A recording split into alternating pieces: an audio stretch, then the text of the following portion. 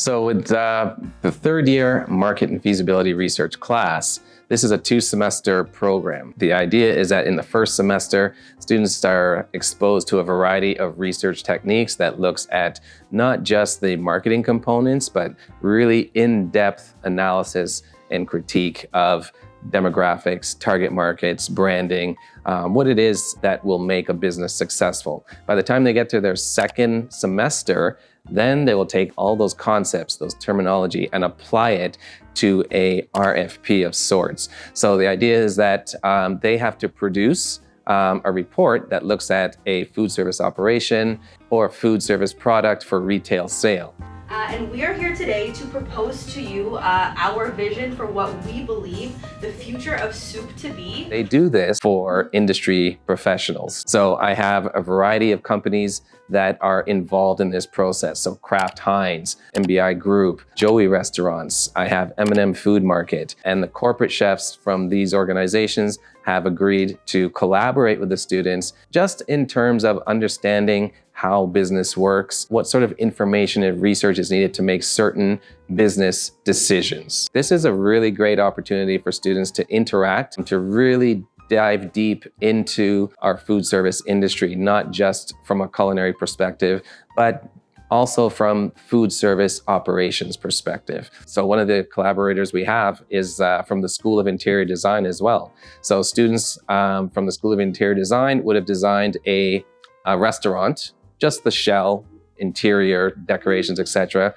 And then my students now take that project and develop all the business components, the finance, the menu costing, where's the supplies coming from? What does it look like from a real estate perspective? What does it look like from a demographic location analysis, understanding all the ins and outs that would be needed to bring that project to life. What I like about soup, effectively, is that it has the potential for a really good profit margin. I mean, because effectively it's water, and then you, it can be highly perishable. So as they are making their presentation, I'll have the chefs, I'll have the executives, as well as faculty being part of a particular presentation. So while they're making their proposal, it's almost like a Shark Tank type of scenario, but they're trying to convince the executives, the chefs, or even possibly investors or silent partners that their business idea is viable and it will work. Now, some of that feedback might include, okay, maybe they didn't think of a certain area. Maybe there's a piece that they just couldn't find the information for. And, I do my best to set up the students for that perspective. So I say, if you happen to get a question that you're not prepared for, or that doesn't make sense, or you didn't look at, just be honest, say, well, that's something for further research. We've had a few people in the past from various companies who are so impressed with the work that the students put together. In fact, I had one executive, director of sales for a company. He was ready to hire that student right then and there. So that was amazing.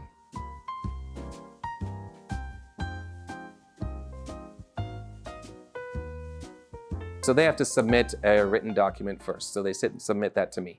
And I will look at that report, and sometimes that report can be anywhere from 40 to 60 pages.